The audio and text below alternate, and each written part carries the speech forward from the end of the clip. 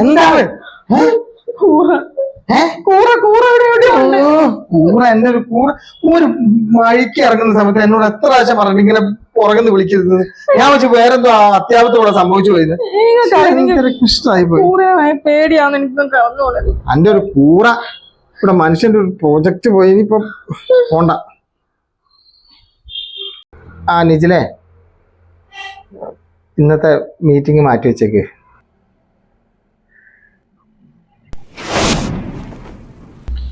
നിജിലേ, ഞാൻ പറയുന്ന നീ മനസ്സിലാക്ക്.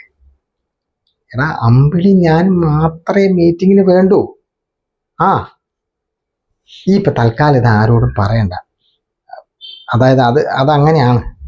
അപ്പൊ ആ മീറ്റിംഗ് ഒന്ന് കഴിയട്ടെ, കഴിഞ്ഞിട്ട് നമുക്ക് തീരുമാനത്തിലെത്താം. അമ്പിളി സാറിന് സ്വഭാവം എനിക്ക് അറിഞ്ഞൂടെ.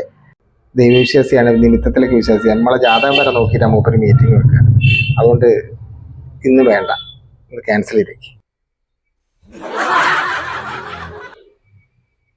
ആരെ കാണാൻ പോയിരുന്നു? ഞാന് ഒരു പ്രൊഡ്യൂസർ ഉണ്ട്, നമ്മളെ വേൾഡിന്റെ ഒക്കെ സിനിമയൊക്കെ പ്രൊഡ്യൂസ് ചെയ്തിട്ടുള്ള അമ്പിളി സാറുണ്ട്.